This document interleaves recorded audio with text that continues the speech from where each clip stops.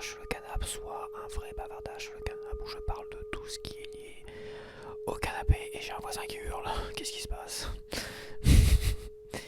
Donc oui, je connais ce voisin, bon, il est un peu malade, donc c'est pour ça qu'il hurle. Oui, c'est une maison de fou ici. Ouais. D'ailleurs, je me demande si je suis pas un peu fou aussi. Ouais, c'est vrai. Maintenant que je me pose des questions. Donc c'est un bavardage qui se veut lié à tout ce qui est lié à la télévision et tout ça finalement. Donc c'est pour ça que ce bavardage sur le canapé sera proposé, je vais te le proposer aussi le dimanche. Donc je vais parler un peu de tout, je sais pas encore de quoi je vais parler exactement. J'ai envie d'improviser un peu tout ça. Là je suis devant ma télé, je suis arrêté sur les vidéos de ma chaîne. Là je vois hier soir ma vidéo de déballage de figurines de Maître d'univers finalement a atteint les 1000 vues et c'est très très bien. Voilà pour une vidéo qui pourrait intéresser pas grand monde, mais j'ai vu quand même que ma vidéo collectionneur sur les collectionneurs avait énormément plu. Donc je me suis dit tiens je vais faire un petit déballage de figurines improvisé, c'est pareil quoi. C'est vrai que j'ai quelques projets aussi à ce niveau là mais je vais pas trop en parler sinon je vais spoiler. Après vidéo retour de course elle a plutôt bien fonctionné. Là j'ai eu beaucoup de commentaires, je vais essayer d'y répondre là tout à l'heure après d'ailleurs.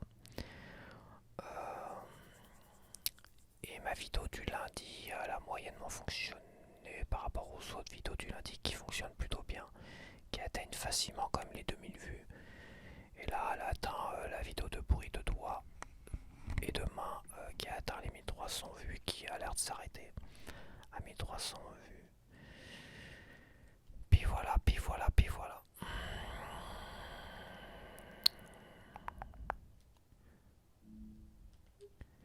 Alors apparemment Amazon Prime va enlever la 4K sur ses vidéos, c'était les seuls à proposer avec Netflix. La 4K donc sûrement pour proposer un service encore plus payant. Ils ont mis des pubs, ça fonctionne pas, ça fonctionne moins bien. Qu'est-ce qu'ils font? On enlève la 4K et si tu veux la 4K il va falloir payer encore plus. Mais qu'est-ce qu'ils sont abrutis, surtout qu'Amazon ils ont pas besoin d'argent. Je veux dire, façon de parler, ils sont pétés de thunes, qu'est-ce qu'ils ont besoin de... Qu'est-ce qu'ils ont besoin à un moment donné? Amazon doit proposer des services en plus pour qu'on prenne Amazon Prime. Que ça soit rentable ou pas rentable, c'est pas le plus important. Le plus important, c'est de pouvoir proposer du service, de proposer un bon service pour que les gens reviennent, et reviennent encore et consomment sur leur boutique. Amazon Prime, au niveau de la musique, c'est pareil. À un moment donné, ils ont enlevé plein de chansons. Plein de chansons, il faut t'abonner encore plus. Et pour le Prime donné, ils ont proposé des trucs qui coûtaient cher, comme le Seigneur des Anneaux là. En version série, c'était quoi je sais plus le titre. Peu importe. Ça a coûté une fortune et c'était nul à chier en fait. C'était nul à chier, donc ils ont mis trop d'argent sur certaines séries, donc ils doivent rattraper, peut-être essayer de récupérer un peu de monnaie, mais tu vois, c'est un peu ça leur problème. C'est se faire la course à la monnaie, alors que tu dois penser plutôt téléspectateurs, auditeurs, enfin pas auditeurs, oui, téléspectateurs et auditeurs pour la musique. Tu dois penser vraiment au client, tu dois respecter le client et proposer un max de service au client comme ce qu'il faisait au départ avec Prime. C'était le petit bonus que tu avais en plus des frais de port gratuits. Voilà, ma mère elle a Prime, elle n'utilise que pour les frais de port gratuits. Elle regarde quasiment jamais Prime et elle est passée aussi à la Delta, Free Delta. Et donc voilà, associé, tu vois, je lui dis associe machin tout ça, comme ça c'est gratuit un Prime avec l'abonnement Delta là, de Free. Et finalement elle ne regarde que Free. Voilà. Comme je dis, Prime ils ont fait de la merde. Ils ont mis... Moi Prime j'ai dû y aller pas au tout départ, mais à un moment donné j'y étais de bonne heure sur Prime avant d'être à Free, donc je payais 5 euros et quelques par mois. Ça devait être 5,99 €, un truc comme ça. Après ils l'ont monté un petit peu et un petit peu, puis etc. etc. Et au début ils proposaient quand même plein de films. Et pour tout ce qui était trucs payants, c'était un peu à côté quoi. Maintenant c'est mis en avant, tous les trucs payants sont mis en avant. Et, etc., etc. Ils ont d'abord augmenté, c'est passé à 7,99 €, je sais plus quoi. Après, ils ont mis tous les trucs payants en avant, plein de trucs payants en avant. Ils ont même fait un top 10 payant qu'ils ont retiré parce que tellement c'était ridicule. Enfin, j'espère qu'ils l'ont retiré. Et, euh, et après, je suis pas sûr que je l'ai vu, Venom 3, The Last Dance. J'ai pas dû le voir. Bah tiens, c'est peut-être un film que je pourrais regarder sur Prime. Moi, je suis pas fan des deux premiers Venom, hein, je dois bien t'avouer. J'aime bien l'acteur, mais Tom Hardy, mais ouais, donc après, tu vois, ils ont mis des pubs et maintenant ils enlèvent la 4K, donc ils enlèvent des services, ils font de plus en plus payants, plus en plus payants. Alors qu'Amazon, c'est l'entreprise, une des entreprises les plus riches du monde. Je, franchement, je trouve ça stupide. Je trouve ça ridicule. Et je vais de moins en moins sur Prime, tellement qu'ils m'ont saoulé. Ouais, de toute façon, voilà quoi. Je regarde vite fait. Bon, bah, après, c'est des classiques, hein, entre classiques et Fallout saison 2. J'ai commencé à regarder, puis j'ai arrêté. C'est trop gore encore, c'est pareil, ça me saoule. J'en ai marre des trucs gore. Donc finalement, j'ai pas regardé entièrement la saison 2. Voilà, ça m'a gavé. Bon, là, t'as des films, des Blade Runner, des machins, mais bon, je sais déjà. Coup pour coup. Je regarde vite fait ce qu'ils ont. Bullet Train, j'avais commencé à regarder le début, mais c'est pareil, c'était gore à un moment donné. Je dis, oh, c'est bon, stop les merdes comme ça, j'en ai marre. Une journée incontrôlable, ça peut être marrant avec Richardson, là. L'acteur qui pourrait jouer Musclor d'ailleurs. Super Barra qui fait Reacher, qui joue dans Reacher. Ça va être Richardson quelque chose. Et alors, attends, je sais où les infos là. Une journée incontrôlable, ouais, faut voir Alan Richson. Alan Richson. Working Man. Ah, un Statham que je n'ai pas vu ça, Working Man. Pourquoi pas. Mais oh, ça a l'air classique. Ah bah si, je l'ai vu, je suis bête. Si, c'était pas mal en plus. Ça se ressemble tellement tous les Statham. Working Man, mais si, je l'ai vu.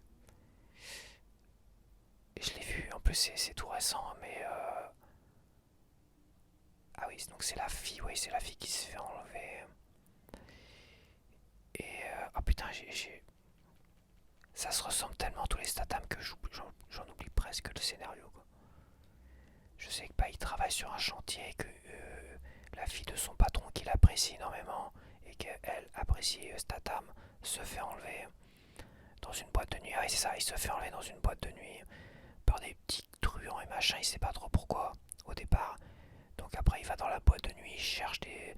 Il se retrouve avec des trafiquants de drogue, il leur botte le cul, le machin, tout ça. Je crois que t'es une sorte de mafia russe ou je sais plus quoi, avec des principes ou je sais plus quoi. Et en fait, quand la fille avait été enlevée pour être vendue comme esclave sexuelle, etc., etc., puis ça se passe très mal, donc il se décide de s'en débarrasser. Et Statham, bah, il tabasse tout le monde et il progresse, il avance quoi, en déglinguant un peu tout le monde sur son passage, jusqu'au final où il arrive à. Je te spoil, mais en fait, je te spoil rien du tout. Tous les Statham, c'est comme ça. Tous les Statham, c'est comme ça. C'est toujours la même chose. Évidemment qu'il va réussir à tous leur foutre une branlée à la fin. The Beekeeper, c'est pareil. Je crois que The Beekeeper, c'était le pire. C'était le film où il défonçait tellement tout le monde. Par contre, Killer Elite avec Robert De Niro, j'ai jamais vu. 2011. Ça doit pas être un Statham conventionnel quand il est. Ouais, je pense pas quoi. Crazy Joe, j'avais dû voir le premier, il n'y en a pas deux comme ça. Ah non. J'ai pas tout vu, hein. Ah, c'est hyper tension, j'avais dû voir le premier et le deuxième, ça m'a saoulé. Equalizer avec. Ah, j'ai pas vu le 3. Il paraît qu'il est pas terrible le 3. Equalizer avec Denzel Washington. Ouais, Tu vois, je regarde à peu près comme ça, mais ça fait pas envie Prime. Même, je sais pas, t'as pas envie. Ils m'ont- J'ai été traumatisé moi par le premier épisode de X-Files, le tout premier, où il m'avait mis 5 pubs dans un épisode de 40 minutes. Et quand je dis 5 pubs, je crois que c'est même plus que ça. À l'américaine, parce que aux États-Unis c'est ça. Les épisodes de 40 minutes, ils sont coupés de. Oh, peut-être que j'exagère, mais ils sont coupés de 10, au moins une dizaine de pubs, quoi. Ils font des épisodes qui sont limite conçus pour ça. À un moment donné, hop, t'as une sorte de petit écran noir, mais c'était fait pour balancer une pub et après tu reviens. Et en fait, ils se la jouent chez nous, à l'américaine, mais non, ça passe pas, surtout que Prime est un service payant à l'origine, hein. Donc ils sont un peu gentils, mais il va falloir qu'ils se calment 5 minutes, hein.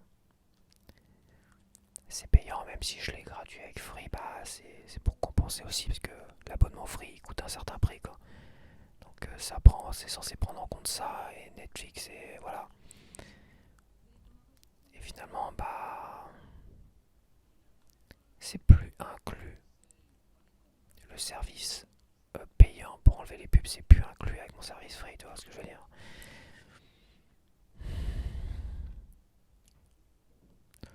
Bon, bah voilà, je regarde vite fait comme ça. Ah, le top 10, on a The Boys. Alors The Boys, j'ai pas vu la saison précédente. Parce que voilà, c'est trop violent, ça me gave en fait. À un moment donné, ça me gavait. Pourtant, t'avais les acteurs de Supernatural. Un des acteurs et l'autre était censé arriver aussi. Mais bon, c'est interminable. Et à un moment donné, voilà, j'ai plus envie de regarder des trucs trop gore. Ah, Crime 101, je sais pas ce que c'est. Je regarde vite fait, hein, je vais pas te lire le truc. Invincible, Venom 3, faut voir. Young Sherlock, Substance, Carpeta, Flashback saison 2,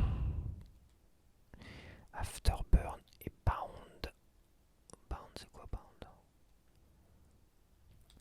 Pound. Pound, pound, pound, pound, pound, pound, pound, pound, pound, pound, pound, pound, pound, pound, pound. Est-ce que c'est avec des acteurs que je connais? 3-5, c'est très mal noté. T'as quasiment pas d'informations. Oui, ils le mettent dans le top 10 pour dire regardez, regardez, c'est dans le top 10, mais c'est de l'arnaque leur top 10. J'en ai déjà parlé de ça. Bon, on va aller sur Prime, parce que sur Prime, j'ai quand même. Enfin, sur Prime, sur Netflix. Sur Netflix, il veut bien se manier le cul. De Spigalo, gigolo malgré lui. Ça, je l'ai mis pas dans mes favoris, mais tu sais, à regarder pour plus tard. Je me rappelle, je l'avais vu avec mon pote dans les années. Début des années 2000, ça. 2005. En location. En 2005, on l'avait loué. Gigolo malgré lui. Et je m'en souviens comme si ça m'avait marqué d'une certaine manière, je sais plus pourquoi ça m'avait marqué. Mais le fait que je m'en rappelle comme ça, c'était peut-être rigolo, c'était nul à chier, ça c'est sûr. Mais c'était rigolo mais nul à chier à la fois. C'est burlesque, tout ce que tu veux. À revoir. Euh, Et je me suis mis Tigre et Dragon, très poétique. Tigre et Dragon, magnifique. Putain, il date de 2000, je me rappelais pas qu'il était aussi vieux. Tigre et Dragon, c'est vraiment un film très poétique, chinois. Ça peut paraître spécial, les combats à l'épée où ils tiennent sur le petit orteil au niveau de l'arbre et tout ça. Mais c'est un film que j'ai pas vu depuis très longtemps, mais c'est un film que je trouvais magique, vraiment magique. À prendre en 4 de ces cartes, mais j'ai envie de me le revoir comme ça, donc je me le suis mis de côté. Tigre et Dragon. C'est un film qui a été oscarisé, il a eu un Oscar, t'en fais voir. Primé aux Oscars. Avec Chow Yun-fat et Michel Yeoh. Donc Chow Yun-fat c'était... Ah ça y est, je commence déjà à perdre un des acteurs de chouchou, on va dire. Un des acteurs préférés de John Woo. Avant que John Woo passe du côté américain et nous fasse volte-face et tout ça. Il a fait beaucoup de films d'action chinois justement avec Chow Yun-fat, Michel Yeoh et Ziyi Zhang. Très très beau film de 2 heures. Bon, primé aux Oscars, on n'a pas plus d'informations, donc je peux pas en dire plus. Mais je me rappelle que c'était un très très beau film à regarder quand même. Alors moi moi j'ai vu alors là, grosse claque dans la tronche, grosse surprise du siècle. À un moment donné, je suis tombé sur L'amour ouf. Et il y avait un tout petit extrait de L'amour ouf où t'as un gars qui frappe à une porte et t'as Alain Chabat qui répond. Par curiosité, je regarde l'extrait et je sais pas pourquoi j'avais envie. Cet extrait m'a fait envie de dire bon, j'ai rien d'autre à regarder ce soir, tiens, je vais me mater ça, L'amour ouf. Mais je sens que ça va encore me saouler et que je vais arrêter. Ça a l'air d'être un truc encore avec des racailles, des machins, et c'est bon, ça me gave. Et en fait, j'ai commencé à regarder le film. Je sais pas où il est d'ailleurs. Il me l'enlève, maintenant que je l'ai vu, il me l'enlève. Et en fait, j'ai vu que la photographie était super belle. La mise en scène était extraordinaire, franchement. C'est vraiment qu'à la fin du film que j'ai vu que c'était Gilles Lelouch qui avait fait le film. Et photographie superbe. Photographie et mise en scène superbe. Ça m'a donné envie de continuer à regarder. Enfin, t'as un film qui ressemble à un film un peu à l'américaine, quoi. C'est pas un filtre naturel ou comme si tu te baladais, on s'en fout, quoi. Des caméras à l'épaule pour que ça soit naturel. Ou des filtres naturels pour que ça soit réaliste, comme si toi tu sortais dans ta cité là et tu voyais exactement la même chose. Non, ça c'est pas ça qui m'intéresse. J'ai envie de voir de belles choses. Et il a réussi, le réalisateur et le gars qui s'occupe de la photographie, j'imagine que c'est un autre gars, et la mise en scène, tout ça, par tout cela, il a réussi à magnifier d'une certaine manière l'usine, parce que tu vois l'usine, le ghetto des années 80, je pense, ça doit être années 80. Il a réussi à magnifier ce film-là. Je trouve que les plans sont magnifiques jusqu'au dernier plan de fin. Je trouve ça magnifique, franchement. Et donc c'est ça qui m'a fait continuer à regarder. Et puis j'étais pris dans l'histoire finalement. J'étais pris dans l'histoire.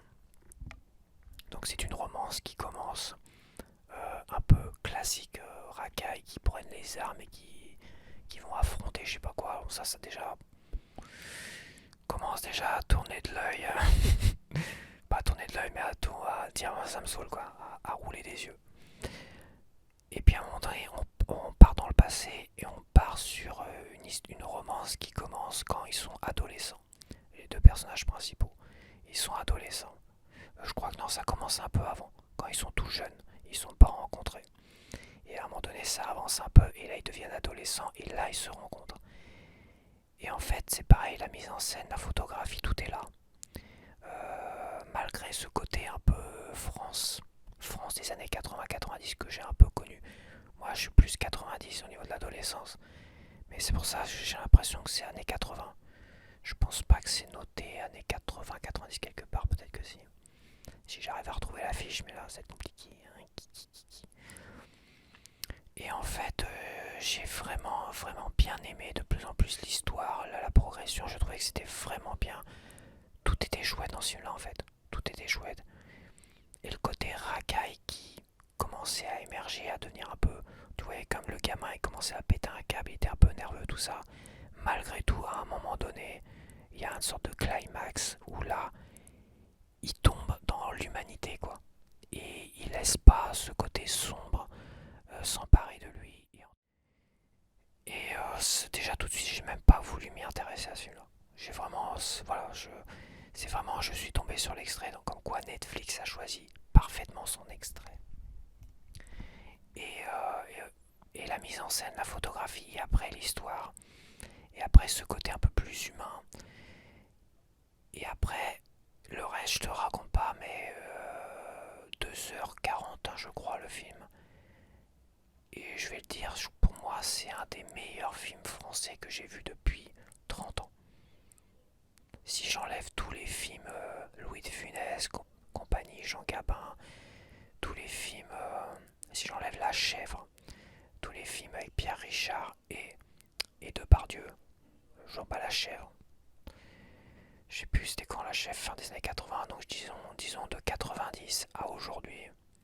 Donc ça fait 30 ans. Donc pour moi, je le mets parmi les 5 meilleurs films français que j'ai vus ces 30 dernières années au niveau du cinéma français. Je mettrai Amélie Poulain, je mettrai L'amour ouf, et réfléchir. Peut-être Bienvenue chez Ch'ti, c'était marrant quand même, j'ai bien aimé. Le reste à voir, il y a d'autres trucs que j'ai bien aimé, mais sans plus. Tu vois, je pourrais faire qu'un top 3 limite. Mais avec Amélie Poulain, pour moi, ça a été la grosse claque, la grosse surprise. Et Amélie Poulain, c'était différent, c'était tourné, c'était assez spécial, c'était vraiment tourné à l'américaine, t'as l'impression. La photographie était extraordinaire, Amélie Poulain, c'est pareil. Là, on était vraiment dans un genre qui se veut classique, mais avec une superbe photographie malgré tout. Franchement, super film. Voilà, j'ai été surpris d'être surpris par ce film-là. Et finalement, je peux classer parmi un des meilleurs films français de ces 30 dernières années que j'ai pu voir. Et bravo Gilles Lelouch, hein, là, franchement, pas mal du tout. Les acteurs, je les connais pas trop, c'est pas. Il y en a l'actrice, je sais plus comment elle s'appelle, oui, je la connais, j'avais dû voir 2-3 trucs avec elle, tu vois. Cet acteur-là, j'avais dû voir. C'est pareil, un film sur Marseille avec les mêmes acteurs et avec Gilles Lelouch d'ailleurs. C'est Bac Nord et là je vois les photos et en fait celui-là qui joue le père du personnage principal de l'amour ouf quand il est jeune et ado. Et ben il joue dans Bac Nord aussi, c'est vrai. Donc tu vois, tu reprends, t'as à peu près les mêmes acteurs. François Civil, bah c'est lui. C'est l'acteur principal adulte de l'amour ouf. Karim Leglou, bah c'est celui-là qui joue son père. Adèle Exarchopoulos, c'est celle qui joue l'actrice principale adulte. Et Gilles Lelouch, il est seulement à la réalisation, parce que tu le vois pas, moi que ça m'a échappé. Mais c'est qui réalise, c'est Bac Nord. En fait, c'est pas Gilles Lelouch. Mais Bac Nord, c'est vrai que Bac Nord, c'est impressionnant et tout ça, mais moi je sais pas, Bac Nord, non. C'est trop. Voilà. Ah, c'est pareil, la photographie, la réalisation, la mise en scène, on est trop dans rendre la chose réaliste. Sur une histoire vraie, je crois, je suis même pas sûr, oui, possible. Bref, mais ouais, je le mettrai dans mes 10 films préférés, mais ils se battent pas, ils sont pas nombreux non plus, mes films préférés. Les Rivières pourpres, éventuellement. Les Rivières pourpres, je le mettrai aussi dans mon top 10. Amélie Poulain, Les Rivières pourpres. Ouais, Les Rivières pourpres, c'est après 90. Ça doit être même début 2000. Les Rivières pourpres, L'amour ouf. Mon top 3, je mettrais Amélie Poulain en premier. Ça reste super léger, Amélie Poulain, ça reste comme The Must. En deuxième, je mettrais L'amour ouf finalement. En troisième, je mettrais Les Rivières pourpres parce que j'ai vraiment adoré ce film-là. C'est pareil, ce film-là, il m'avait percuté. J'ai trouvé vraiment percutant, surtout quand Vincent Cassel, qui est un flic un peu racaille, qui à un moment donné se retrouve confronté à des punks ou des néo-nazis, là, je sais plus, et qui se bastonne. Waouh, c'est impressionnant. C'est vrai que la mise en scène était impressionnante aussi.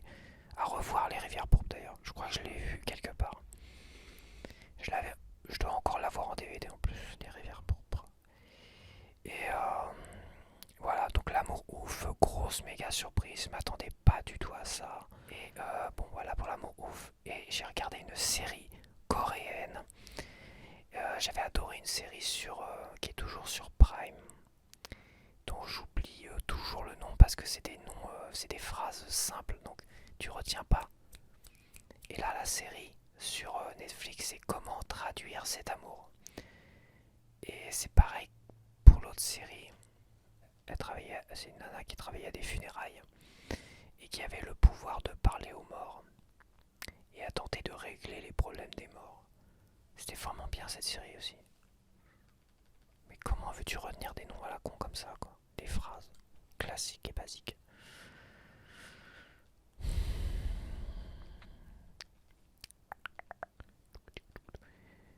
Je prends mon temps, je fais comme je veux d'ailleurs. Je fais comme chez moi et comme je veux. Putain, quel bordel. C'est le bordel chez Prime, c'est insupportable. C'est devenu insupportable Prime en fait. Ils ont voulu faire comme Netflix en pire. Donc je vais parler de la série Comment traduire cet amour. Donc c'est l'histoire. Quand Tokyo, Shamui et Ju Unjin espèrent laisser le passé derrière eux. Dans un restaurant, Mui demande à Ojin de traduire ses sentiments. Donc voilà, donc c'est un gars qui traduit, qui est sud-coréen et qui est traducteur et qui parle anglais, italien, français et japonais. Donc ils se rencontrent au Japon, à Tokyo, et ils sympathisent, on va dire. Et à un moment donné, ils se séparent. Elle, c'est une actrice en devenir, enfin c'est une actrice, mais de seconde zone, quoi. C'est-à-dire, c'est pas une actrice connue, elle est pas du tout connue. Et derrière, d'ailleurs, je crois qu'elle rêve, elle a quand même pas mal d'abonnés sur je sais plus quoi là. Je sais plus si elle a 1000 ou 10 000 abonnés. Quand même. Et lui fait la promesse, quand ils se séparent, avant de se séparer, d'être son 10 millième abonné ou quoi que ce soit. Donc il met un commentaire et tout ça, et après ils se perdent de vue. Ils se perdent de vue, et en fait, elle va jouer dans un film. Elle va avoir le premier rôle dans un film d'horreur. Bon, elle va pas trop y croire non plus, mais bon, elle va faire le rôle, machin, tout ça. Et à la fin, elle va avoir un accident, et elle va tomber dans le coma. Et quand elle va ressortir du coma, et elle est passée de la fille totalement inconnue à une actrice ultra célèbre et tout ça. Et sur son chemin, elle va rencontrer l'autre gars, en fait, d'une certaine manière, je vais pas trop en raconter. Sauf que donc on a une romance assez classique, sauf que t'as un côté ultra dramatique, toujours. C'est comme l'autre série coréenne que j'ai pas retrouvé le nom. T'as un côté super glauque et dramatique derrière. On est à la fois dans une romance et à la fois t'as un côté glauque derrière. C'est-à-dire que la fille elle pète un câble. Elle hallucine et tout ça. Elle voit le personnage qu'elle a joué dans ce film d'horreur venir la harceler, tout ça, et prendre parfois le contrôle d'elle. Et t'as vraiment des scènes qui sont ultra touchantes et t'as d'autres scènes qui sont quand même assez dramatiques. Et c'est pareil, c'est un style très coréen en fait. Mélanger une histoire, une romance assez douce, classique, tout ça, avec évidemment une complexité à la japonaise entre les relations hommes-femmes, avec le respect, le pas-respect, machin, tout ça, et au final avec un côté sombre, dramatique, parfois même une histoire de meurtre et tout ce que tu veux derrière, ce qui était le cas pour l'autre série. Et franchement, ce mélange, je trouve vraiment sympa comme tout. J'adore ce mélange. Comment traduire cet amour, je peux que te le conseiller, ouais. Comment traduire cet amour, donc c'est une mini-série de 12 épisodes, je crois. Mais c'est des épisodes de plus d'une heure, donc c'est au moins 12 heures. Et c'est pas mal. C'est pas mal. C'est une romance. C'est une romance vraiment intéressante. Et ça se termine, tu verras, ça va voir comment ça se termine. Et ouais, c'est pas mal du tout. C'est pas mal du tout, dommage qu'ils n'arrivent pas à trouver des titres.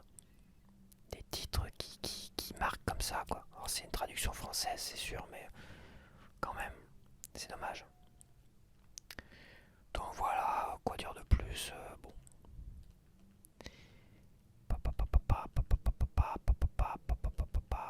Tout à l'heure, j'ai pas vu grand chose. J'ai Backdraft. Backdraft. Voilà, avec une jaquette non officielle, hein. Pas la jaquette d'origine malheureusement, comme d'hab. Hein. La jaquette d'origine elle est sur le CD, je crois, le Blu-ray. Voilà, la jaquette d'origine c'était ça, en plus large. Donc Backdraft, ça reste quand même un très beau film avec plein de beaux acteurs, la mise en scène et tout ça, la photographie était extraordinaire. Et je me rappelle, je l'avais eu en DVD, je l'ai pas eu en Blu-ray.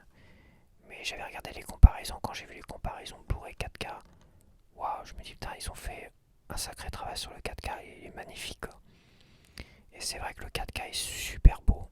T'as des plans qui sont incroyables, Kurt Russell et tout ça, t'as l'impression de redécouvrir Kurt Russell à l'époque où il avait ton âge en fait, mon âge. Et c'est juste incroyable, t'as l'impression qu'il est assez palpable.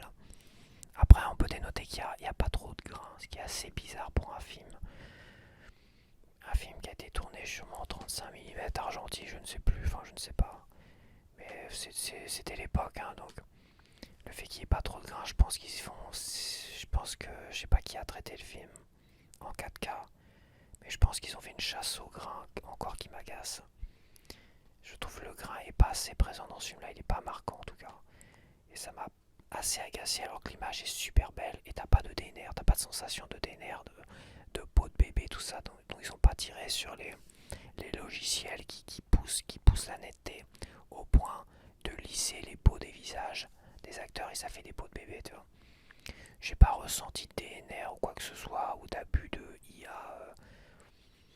J'ai pas remarqué quoi que ce soit à ce niveau-là parce que l'image est super belle, les feux, les flammes, c'est magnifique, les yeux et tout, t'as des plans de jour, même des plans de nuit, c'est super beau. Mais c'est vrai, il manque le grain argentique. Ouais, il manque du grain argentique quand même. J'aurais aimé que ce soit plus granuleux. Sinon, bah, c'est un film que j'ai vu tellement de fois. Si toi tu l'as pas vu, bah, je peux que te le conseiller, hein. Franchement, c'est vraiment du beau spectacle. Voilà, bon, je vais pas te spoiler quand même, mais bon, moi, comme je connais la finalité de ce film-là, c'est vrai que bon. Mais même le plan de fin, t'as des plans de fin après coup, et après la fin du film. T'as plein de choses qui sont. C'est vraiment un très beau film en fait. C'était un de mes films préférés dans les années 90, hein, celui-là. C'est mon pote qui avait dû me l'enregistrer, ou je sais plus. On l'avait en VHS, enregistré sur VHS. Et c'est un film que c'est pareil, que j'ai énormément vu. Et c'est vrai qu'il faut que je me calme sur les films que j'ai trop vus, parce que en fait, les films que j'ai trop vus, je prends moins de plaisir à les revoir aujourd'hui. Malgré que ça soit en 4K. Malgré que ça soit dans une image qui, waouh, parce que je l'avais dû, la dernière fois que je l'avais vu c'était sûrement en DVD, donc c'était sûrement là une image 4 fois moins belle, enfin avec une résolution de moins 4 fois inférieure, j'y ai arrivé. Mais bon, c'est vrai que c'est une belle image et tout ça. Après, c'est vrai, il y a ce côté lassitude où tu prends pas autant de plaisir que tu prenais avant à regarder ce film-là, ce qui est dommage. Je peux le conseiller à tous ceux qui l'ont pas vu, à 200%. Par contre, pour ceux qui le connaissent par cœur, qui l'ont trop vu comme moi dans les années 90, bon. Qu'est-ce qu'on avait à regarder les films comme ça en boucle? C'est vrai, on regardait les films en boucle. Je regardais, moi je me rappelais, je regardais parfois des films, mais quand je dis en boucle, hein, c'est même pas exagéré, c'est même pas une fois ou deux fois, c'est pas, comment dire, c'est pas le lundi j'ai regardé une fois et 2 semaines après j'ai regardé une deuxième fois. On peut utiliser l'expression boucle dans ces cas-là, mais quand je parle en boucle, c'est vraiment en boucle. C'est-à-dire, je regarde le film, j'ai tellement adoré que je me remets le film au départ. Je change parfois les langues quand c'était en DVD, tout ça. Là, je changeais les langues quand c'était Star Wars et que mon père revenait avec les cassettes de Star Wars d'un de ses potes, un de ses collègues plutôt, qui lui a enregistré à la fois la version originale sous-titrée sur Canal+, et à la fois la version française sur la même cassette de 4-5 heures, tu vois. Et bah je me regardais parfois Star Wars en boucle, et l'Empire contre-attaque, que je dois encore avoir d'ailleurs. T'avais la VO sous-titrée français avant, et après t'avais la VF. Et ça m'arrivait de regarder la VO plus la VF d'affilée. Je me regardais 4 heures de l'Empire contre-attaque. C'était incroyable. Donc quand je dis en boucle, c'est en boucle. Il y a des films comme ça, à un moment donné, j'arrive à la fin du film, j'ai pas envie que ça s'arrête. Ça me le fait plus, mais avant ça me le faisait. Et ça me l'avait fait avec Le Soldat Ryan la première fois que je l'ai vu. Je l'avais acheté en DVD. Je l'avais découvert en DVD. J'avais fini le DVD et je me suis remis Le Soldat Ryan d'affilée. Un film qui dure, je crois, 3 heures. Euh, c'est pareil, Aliens, il y a plein de films comme ça. Des fois on était à deux, entre potes, on se le remet. Et on se remettait le film. C'est un truc de fou. Mais ça, c'est des choses que je ne peux plus faire aujourd'hui. Je m'en suis, je n'en suis plus capable. Je sais pas, j'ai l'impression aujourd'hui c'est plus une perte de temps. Mais c'est vrai, une perte de temps. Et regarder un film que t'as vu au moins une dizaine de fois, comme Backdraft, est-ce qu'aujourd'hui ça c'est pas une perte de temps finalement? Je me pose souvent la question. Vu que j'ai pas pris autant de plaisir qu'avant. Parce que ouais, même si je l'ai pas vu depuis longtemps, depuis la sortie DVD, tu vois, bah malgré tout, j'ai pas pris autant de plaisir. qu'à découvrir un film, tu vois. C'est dommage, mais aujourd'hui ils nous font plus des films comme ça. Ils nous font plus des films américains qui en ont dans le ventre, ouais, ils nous en font plus, donc c'est compliqué quoi. Donc voilà. Bon, qui dit canap, je vais aussi aller voir le Nintendo eShop, voir un peu ce qu'il y a en solde, en promotion, dans mes Swix. Alors j'ai mis plein de trucs dans mes Swix tout à l'heure. Alors Shinobi Art of Vengeance, il est encore trop cher, il est à 15 €. Comme ils veulent pas le sortir dans une vraie édition physique, mais attention, ils vont peut-être le sortir en Nintendo Switch 2 édition, enfin j'espère. Parce que là je vois que des jeux qui m'auraient fait envie en Switch 1, qui là vont sortir en Switch 2 édition physique pleine. Absolum là, t'as le jeu Absolum, je voulais l'acheter, j'avais hésité à l'acheter à un moment donné. Et puis là il a été annoncé en édition Switch 2 en pleine cartouche. Même pas NS2. Apparemment ça serait une vraie édition Switch 2. Mais bon, à voir. À voir, c'est vrai que Nintendo ne communique tellement pas là-dessus qu'on sait pas où ils en sont réellement. Quoi. On sait pas. On a des Game Key Cards, alors certains jeux pourraient sortir en NS2, cartouche Switch 1. On a peut-être éventuellement, il y avait la rumeur de vraies cartouches Switch 2, mais moins cher et avec moins d'espace de stockage pour des petits jeux, tu vois. Mais là, quand même, tu vois quand même que pour la Nintendo Switch 2, t'as plein de jeux là. C'est vrai, faut le dire, il y en a un qui l'a souligné. Vous avez remarqué quand même qu'il n'y a pas plein de jeux là qui sortent sur Switch 2. Mais c'est pas des Game Key Cards. À part toujours les mêmes gros éditeurs qui sortent des Game Key Cards. Il y a plein de jeux qui arrivent là. Shenmue 3, Absolum, machin là. Absolum, ouais c'est Absolum le titre. Et d'autres jeux, Outbound, il y a plein de jeux qui sont annoncés, qui vont arriver. Généralement plein de petits éditeurs indépendants et tout ça en édition physique. Alors est-ce que ça sera des NS2 au final, parce que il y a plein de jeux comme ça qui étaient annoncés, cartouche Switch 2, et au final comme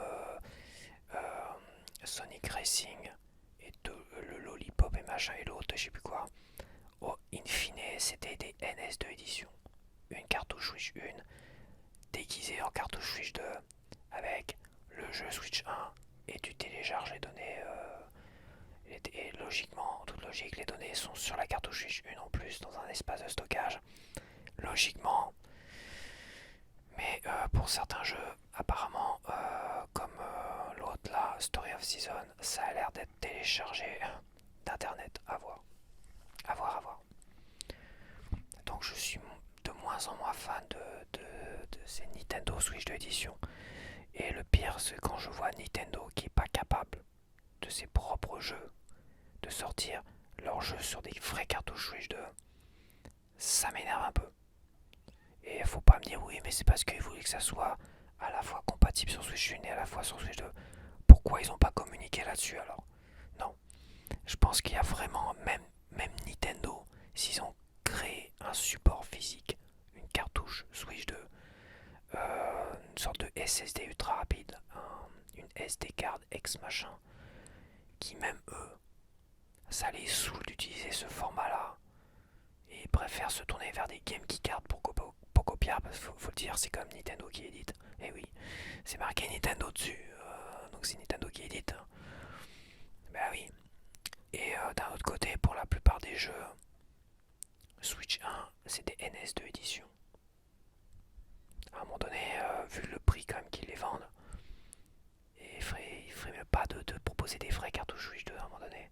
Sans tous ces codes barres à la con, sans ce téléchargement, avec la mise à jour incluse au jeu. Pop, tu mets la cartouche, boum, tu joues au jeu, pas de mise à jour. Voilà quoi. Qu'est-ce que tu veux? On a les Resident Evil qui sont en solde. Bon après le 1, j'ai pas envie de racheter le 4, je sais pas ce qu'il vaut le 4, mais c'est le 4 première version celui-là. Il doit être normal.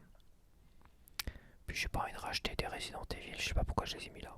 Je me suis dit à quelques euros, pourquoi pas, mais ces jeux-là, ils vont pas descendre en dessous de 10 euros. Donc, enfin, je crois pas. Alors, en vedette, on a quoi en vedette déjà? Bon, on a Tomodachi Life, je me le paierai peut-être Tomodachi Life. À voir. À voir, j'attends quand même les retours des fans pour savoir si c'est. Moi, ça m'a paru intéressant, assez rigolo. Mais j'ai toujours peur de me lasser. Parce que j'avais la même impression avec Animal Crossing. Et Animal Crossing, à un moment donné, ça me saoulait. C'était. J'avais l'impression de perdre mon temps à jouer à ce jeu-là. Avec zéro plaisir. Est-ce que Tomodachi Life, ça va me donner du plaisir? Je suis pas sûr. Donc finalement, je suis mitigé. Pour l'instant, je ne sais pas. J'ai tellement de jeux que je voudrais faire et compléter là. Nier Automata, tout ça. Pareil, j'aimerais bien pouvoir me le faire, mais là je suis à fond sur cette Breath of the Wild. Et quand je dis à fond, c'est que j'ai l'impression que j'ai envie de faire le 100%. Je ferai pas le 100%, mais je vais faire au moins le 80-90%. Genre là, j'ai récupéré le masque de Gerudo. Donc j'ai fait toutes les missions de la cité de Gerudo pour récupérer le masque anti-foudre, tu vois. J'ai envie parce que je prends beaucoup de plaisir à jouer sur télé 4K avec Zelda Breath of the Wild. Là où sur la Switch Lite, c'était laborieux, c'était pénible, c'était chiant. Si je devais mettre une note, je mettrais peut-être une note. Je le finirai d'abord, complètement, avant d'attaquer Tears of the Kingdom, parce qu'après je vais attaquer Tears of the Kingdom dans la foulée. Là j'ai vraiment profité un maximum de l'histoire, de tous les petits pans d'histoire, de chaque personnage, des créatures célestes et tout ça. Et je voulais vraiment profiter un max pour pouvoir arriver aussi sur Tears of... En fait, le fait de pouvoir jouer sur télé 4K avec une vraie manette de jeu, c'est quand même beaucoup plus sympa. Et même si la mécanique de gameplay est un peu chiante malgré tout, comme ça, elle est insupportable en mode portable, parce que j'ai refait une session en mode portable de Breath of the Wild sur Switch 2. Ça m'a saoulé, ça m'a énervé, ça m'a agacé. Et je comprends pourquoi sur Switch 1, Switch Lite en tout cas, j'avais dû faire un premier test et un premier avis.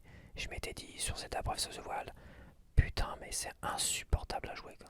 Tu lâches en plus quelques heures pour jouer à autre chose, tu reviens dessus, tu te mélanges les pinceaux. Ça me l'a fait encore. Ça me l'a fait encore là quand je switchais d'Animal Crossing à Breath of the Wild, ça me l'a encore fait. Mais là je ne joue qu'à Zelda Breath of the Wild, ça doit faire peut-être 30 heures d'affilée, là je ne joue qu'à ça.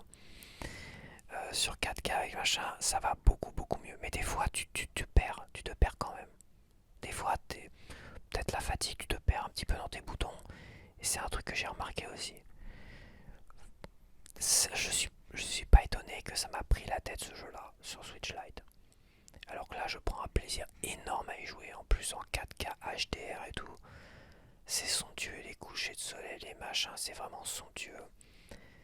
Et certes, le chara design en cel shading est magnifique, mais graphiquement, ça claque quand même. C'est sa boîte du cel shading, ça claque quand même. C'est quand même très beau. C'est super plaisant à regarder, à vivre, à jouer. C'est génialissime. Et autant j'étais très mitigé la première fois, autant là, sur Switch 2, en 4K, ça reste quand même une claque monstrueuse. Moi je te fais un pré-test, mais il y a quand même cet aspect gameplay qui est un peu agaçant quand même. Et le fait que t'as jamais de place dans tes sacoches. Ça, quoique là je tabasse dur, j'attaque tout ce qui bouge. Hein. Là j'attaque les gros monstres, les machins, là j'ai des techniques. Attends, il y a des interférences. Il y a quelqu'un qui est en train de me mettre... Il y a des putains d'interférences là. C'est quelqu'un qui m'espionne. C'est un voisin qui m'espionne. J'imagine avec une sorte de grosse sonde comme ça. Un gros micro d'espion là. Bref, je sais plus ce que je disais. Ouais, t'as les gros géants, les gros monstres là, les Onis ou je sais pas les... Là, je sais comment les tuer en fait. Je sais comment les tuer rapidement et efficacement. C'est pareil, les gros machins pierre en pierre là, c'est pareil. Mais là, je me suis fait une mission secondaire justement dans la cité de Zora là. tuer le géant là avec le cyborg. Et en fait, j'ai une technique là, je me suis fait une technique, mais imparable en fait. Ce qu'il faut, c'est que tu restes proche de ses pattes. Donc tu prends une grosse épée, de préférence la plus grosse épée. Faut éviter les épées archénoïques là, parce qu'apparemment sur des créatures lambda, elles s'abîment rapidement. Sur les robots, tout ça, c'est nickel, mais sur les créatures lambda, ça s'abîme rapidement. Donc faut prendre des épées grosses, classiques, qui tabassent bien quoi.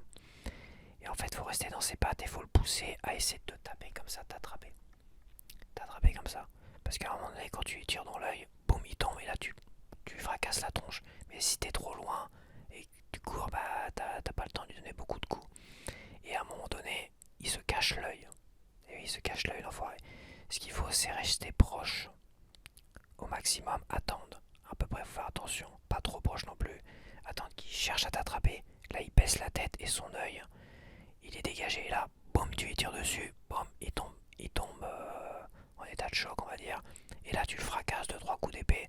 Hop, tu restes un peu devant, dans ses pattes, t'attends qu'il cherche à te rattraper. Et tu recommences. Et avec une bonne grosse épée, en 4-5 fois, tu niques. Voilà, boum, boum, terminé. Toi, là, je commence à maîtriser le gameplay avant les ballons, je te dis. Bref, je vais quand même essayer de terminer ce que j'ai envie de quand même d'aller. Je vais faire tous les souvenirs, tout ça évidemment. Et mais c'est bien aussi de faire plein de petites missions secondaires parce que elles sont pas si inintéressantes que ça, elles sont pas mal quand même. Ouais, franchement. Donc oui, je prends beaucoup de plaisir avec Zelda Breath of the Wild tout à l'heure. Bon, offre actuelle, on a quoi? On a Cyberpunk sur Switch 2 à 40€.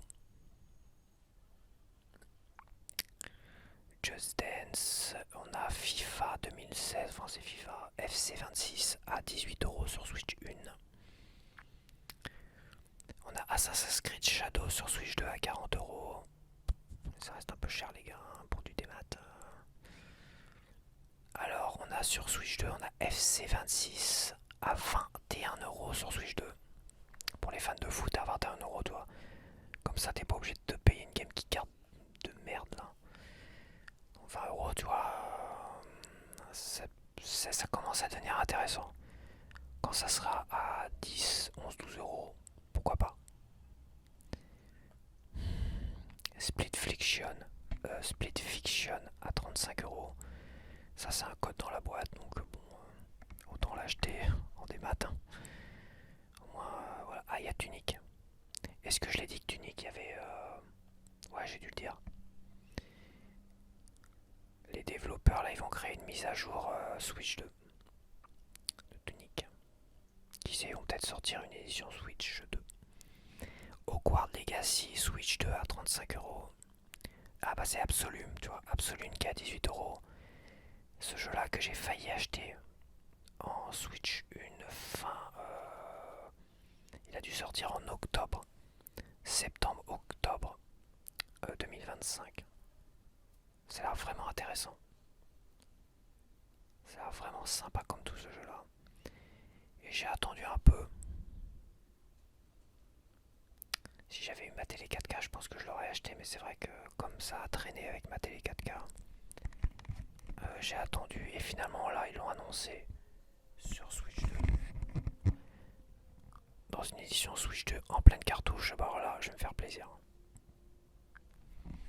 Mais c'est vrai qu'il y a beaucoup d'éditions Switch 2 qui sortent en physique complet, mais ça reste quand même que des jeux indépendants. Voilà, je reviens un peu sur la discussion là, j'ai pas dû finir cette discussion là. Mais c'est vrai que t'as un gars qui disait vous avez pas remarqué, mais il y a quand même plein de jeux qui sortent en réel physique, hein, tu vois. Si on exclut évidemment les gros éditeurs. Mais moi j'aurais envie de dire oui, mais attention, ça reste quand même que des jeux, des petits jeux, des jeux indépendants et tout ça. Eux ils veulent vendre leurs jeux, eux ils sont dans le respect des joueurs, contrairement aux gros éditeurs. Donc je pense qu'ils ont compris, eux. Ils lisent les commentaires, ils voient là où les gros éditeurs comme Capcom ils vont dire ils vont rien à foutre de leur gueule là, les gamers, on s'en bat les couilles des gamers. Et bah tu vois, il y en a d'autres, ils sont respectueux, ils vont proposer leur jeu, puis oui, ils ont envie de les vendre aussi. Je pense à part quelques exceptions comme Pocopia. Malheureusement, le reste, Resident Evil 9, il y en a une chier. À l'Hyper U de Blainville, des Resident Evil 9, Switch 2 en Game Card. Il y en a, je les ai comptés, il y en a 10. Elles prennent tout un rayon comme ça, elles sont boîtées. Il y en a 10. Et à chaque fois que je regarde, ça ne bouge pas. Pocopia, je l'ai pas encore vu.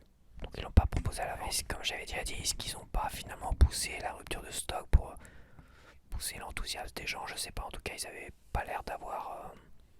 ils n'ont pas l'air d'avoir eu au moins un exemplaire de Pocopia. Ce qui est quand même étrange, c'est que pour tous les autres jeux, Kirby, Rider, tout ça, ça part assez vite et généralement t'as un ou deux jeux. Un ou deux exemplaires des jeux Switch 2. Resident Evil 9, t'en as 10. Et ça ne se vend pas du tout. Et c'est vendu, je crois, à plein pot. Ça doit être vendu 70€, 69, voire 80. Non, c'est vendu 80€, je crois. Bon, après, c'est l'Hyper U de Blainville, hein, mais quand même. Tu vois, les autres jeux, ça se vend. Ça part quand même. Les autres jeux, ça se vend. Les consoles, quand c'était proposé à des prix intéressants, ça s'était vendu. Les jeux, c'est pareil. Et quand ils ont remis des prix un peu trop élevés pour les jeux, ça s'empare évidemment. On a Witcher 3, alors c'est vrai qu'il y avait une rumeur l'année dernière, comme quoi il y aurait un Witcher 3 Nintendo Switch 2 édition, enfin un Witcher 3 sur Switch 2 en tout cas. J'espère que CD Projekt Red vont sortir, s'ils le sortent, Witcher 3, vont sortir sur une vraie cartouche Switch 2 et pas une NS2 à la con quoi.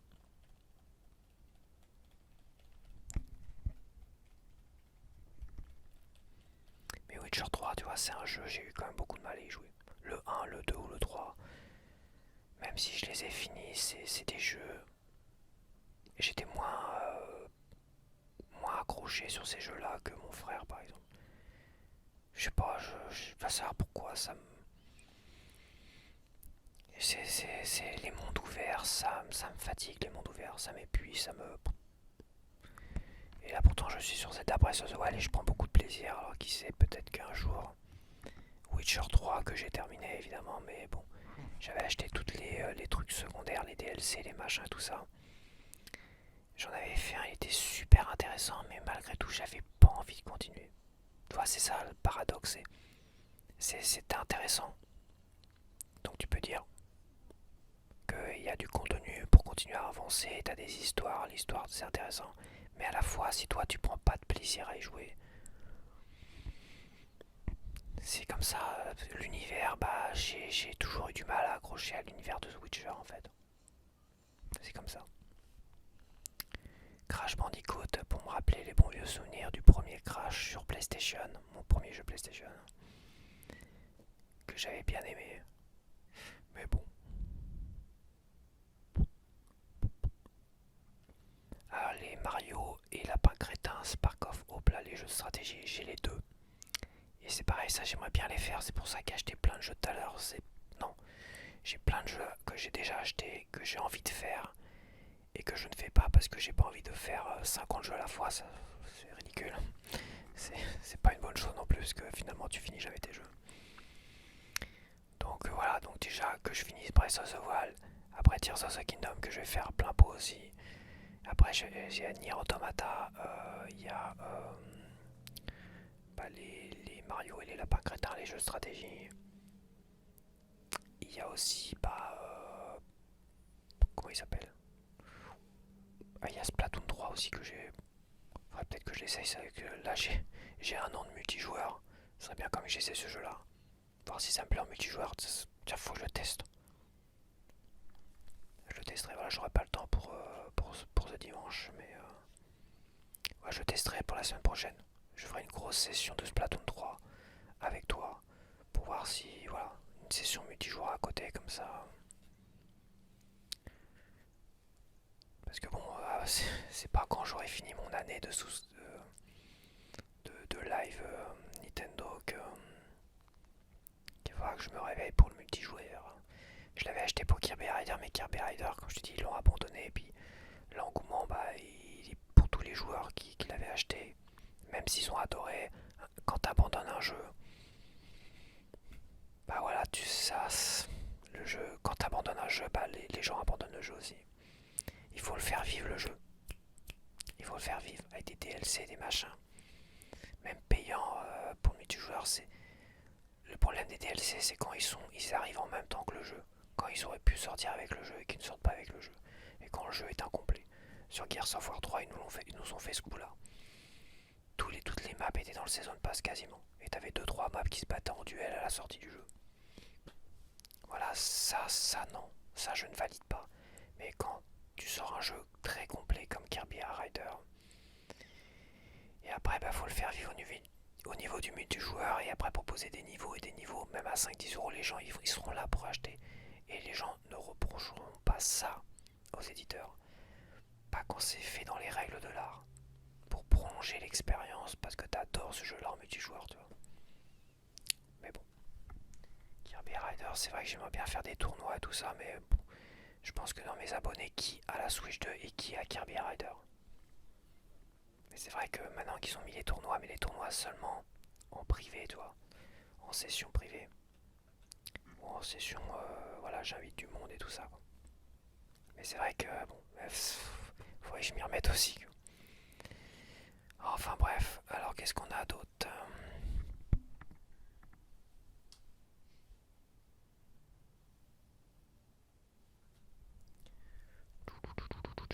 On a Resident Evil 4, le remake.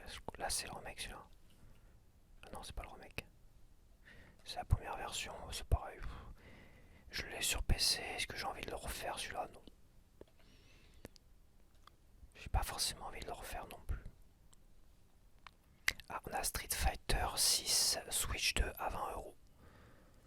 Mais il n'y a pas tous les DLC avec. C'est-à-dire si tu rajoutes les DLC là, ça chiffre. Year 1, 20 euros. Year 2, Character Pass, 23 euros. Year 1, Ultimate Pass, 33 euros. Attends, la liste est même pas complète. Year 3, 30 euros. Year 3, Ultimate Pass, 50 euros. Et je bug. Year 1, Ultimate Pass. Alors c'est quoi la différence? Je pense que dans l'Ultimate Pass, tu as un caractère. Je sais pas.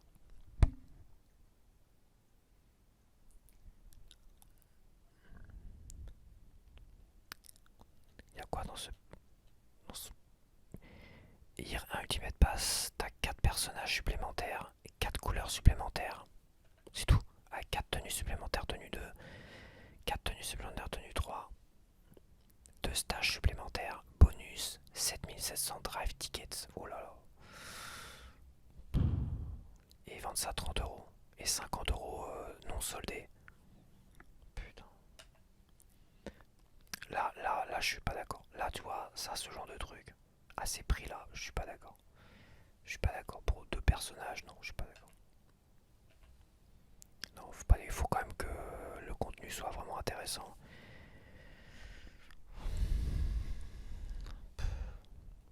Capcom.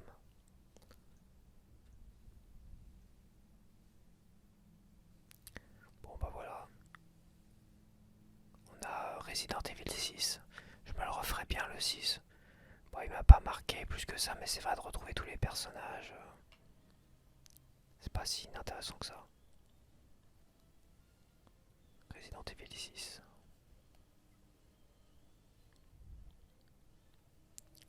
Toutes les histoires. Je l'ai pas trouvé si pourri que ça. Peut-être dans le gameplay, c'est vrai que tu prenais plus de plaisir à faire les histoires les unes aux autres et tout ça. Enfin, je crois que ça se rejoignait à un moment donné avec Léon, justement. Léon qui devait rejoindre. Il y a Ada, Léon et Chris Redfield dans une même scène. Je me rappelais plus de ça. Je l'ai revu là récemment. Ouais, je vois à refaire. À refaire. Resident Evil 5, ils vont faire un remake, donc ça sert à rien. J'avais bien aimé Resident Evil 5, franchement. Lui, je l'avais bien aimé. Je vais pas dire que je l'ai préféré au 4, mais d'une certaine manière, un petit peu quand même. Je me demande si j'ai pas fait le 5 avant le 4 d'ailleurs. Ouais, c'est ça, j'ai dû faire le 5 avant le 4 sur 360. Et il était super beau. Franchement, j'ai adoré. Dragon Ball Z Kakarot à 15 euros. Il était à 2 € il y a quelques mois. Il était à 2 € et là ils le mettent à 15 €. Et je l'ai pas acheté parce que bon, je vais pas stocker des jeux sur ma carte mémoire, enfin sur mon disque dur. Il y a Gris à 3 €. Gris, je préfère le prendre en physique, un peu plus cher quand même. Puis c'est pas un jeu qui a une rejouabilité comme Balatro, tout ça, tu vois. C'est pareil, Little Nightmare il était à 3 € il y a quelques mois, quelques semaines, et là il est à 10 € en solde.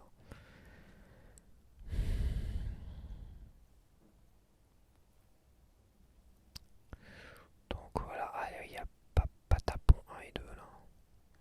Des jeux Sony sur Switch 1, les Patapon. Balatro, il est pas soldé le 2 là. Il solde le 1, il est pas soldé le 2. Il y a Dave the Diver, bah tu vois, Dave the Diver il sort sur Switch 2 en édition physique complète. Un jeu indépendant, c'est pareil. Là il est à 12 € sur Switch 2 des maths. Mais il est prévu dans une édition complète physique. Donc c'est vrai qu'il y a quand même beaucoup de jeux, mais j'y crois pas. Je pense que les gros éditeurs ils vont continuer à nous prendre pour des cons et c'est eux qui ont la plus grande visibilité, c'est eux qui vendent le plus de jeux aussi. Je pense que l'avenir est sombre pour le physique hein, quand même. J'avais de l'espoir à un moment donné, mais même en fin d'année j'avais de l'espoir. Mais là, depuis 2026, là j'ai plus d'espoir. Et depuis les ventes de Pocopia, Resident Evil 9, quoique Resident Evil 9 c'est retombé vite fait. Sur Switch 2 en tout cas. Ça avait un petit peu monté. Pocopia là je pense que ça va disparaître. Certes il y a les ruptures de stock et tout compagnie, mais avec l'arrivée de Tomodachi Life, à mon avis, en plus Tomodachi Life, pleine cartouche, dispo Switch 1 et Switch 2, à mon avis, ça va changer la donne. Puis ça a été tellement survendu là. On nous a survendu Resident Evil 9, même si j'imagine qu'il était très bien. Survendu Pocopia. Là on nous survend, certains en tout cas, Crimson Desert. Je sais pas, tu vois Julien Chiez, il fait que des vidéos sur Crimson Desert, il a dû recevoir le big chèque. Bon pourquoi pas, mais à un moment donné, mais les gens ont l'air d'en avoir rien à foutre de Crimson Desert quoi. Et ceux qui ont quand même tenté, allez on va l'acheter quand même parce que tout le monde en parle, enfin tout le monde. Oui, il y en a beaucoup qui en parlent, c'est sûr. Mais quand t'entends, ouais, faut y jouer une centaine d'heures et là ça commence à devenir intéressant. Les gars, si je dois attendre de jouer 100 heures à un jeu avant de prendre du plaisir à jouer à ce jeu là, je peux t'assurer une chose, c'est juste techniquement pas possible. Pour moi, ça sera pas possible. Déjà 5, 6 heures, 7 heures, c'est compliqué. 10 heures, 15 heures, 20 heures, là, ça commence à être pénible. Et si je dois jouer 100 heures, à me prendre la tête, à me saouler, à m'ennuyer sur un jeu, avant de commencer à prendre du plaisir, c'est de la torture, là. Là, c'est de la torture. C'est plus de la patience, là, c'est de la torture. Non, ça a l'air d'être un jeu pourri, quand même. Un truc en monde ouvert bien chiant, bien casse-bonbon. Graphiquement à la ramasse sur PlayStation 5 apparemment, même sur Pro. Voilà, à part si t'as le gros PC gamer de fou furieux, la maniabilité c'est une catastrophe, il paraît. Enfin le. Et puis voilà, puis ça a l'air chiant quand même. Ça a l'air bien chiant quand même. C'est mon avis de ce que je vois parce qu'on nous saoule tellement avec tellement de vidéos qu'à un moment donné, je jette un coup d'œil par curiosité, mais putain, qu'est-ce que ça a l'air chiant, qu'est-ce que ça a l'air nul. Merci, au revoir. Donc bah voilà, je vais terminer cette vidéo. Ah, il y a Darkest Dungeon. Putain, mais 12 €, mais il était pas à 3 € là. Il était pas à 3 € il y a une semaine. Ou il y a 2-3 jours. Et j'étais tenté de l'acheter. Ah, c'est le 2. Ah, il paraît que le 2 est pourri. c'est le 1. Est-ce que je l'ai mis dans mes souhaits? Darkest Dungeon. C'était le 1. Il paraît que le 1 est très très bien, introuvable en édition physique. Le 2 tu le trouves en édition physique, mais il paraît qu'il est pourri le 2. Donc j'ai mis le pass d'extension de Zelda Breath of the Wild à 20 boules dans mes favoris. Mais non, je sais même pas ce qu'il y a dedans en fait. Je crois qu'il y a une moto. Une moto. T'as les Linel. J'ai essayé d'affronter un Linel. Je crois que c'est ça qu'on dit les Linel. Les hybrides là. Je me suis fait défoncer, mais après je pense qu'il doit y avoir une stratégie pour essayer de les battre les Linel dans Zelda Breath of the Wild. Les épreuves légendaires. Alors les épreuves légendaires, 20 boules quand même, 20 boules. Ils auraient pu le mettre avec l'édition Switch de... quelle arnaque. Ça m'énerve. Bon bah je sais pas. Je l'ai pas mis dans les favoris. Darkest Dungeons. Bon après j'ai tellement de jeux à faire que pour l'instant y a pas de priorité non plus. Darkest Dungeon, bon fais voir, il était pas en sol à 3€, j'ai pas halluciné quand même. Darkest Dungeons. À une main c'est pas évident.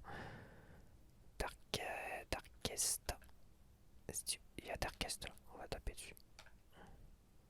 Chercher Darkest. 3,29€. Il paraît que c'est pas mal. Darkest Dungeon le premier.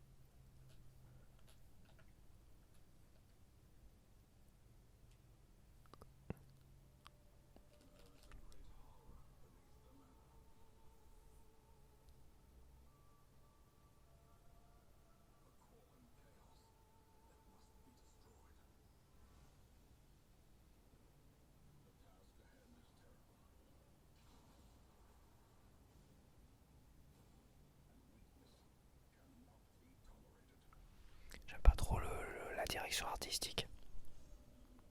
Je suis pas fan de la direction artistique. Je sais pas. Il y a un truc qui...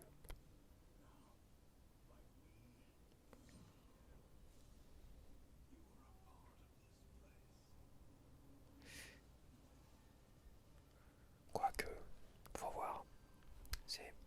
Il faut s'y habituer.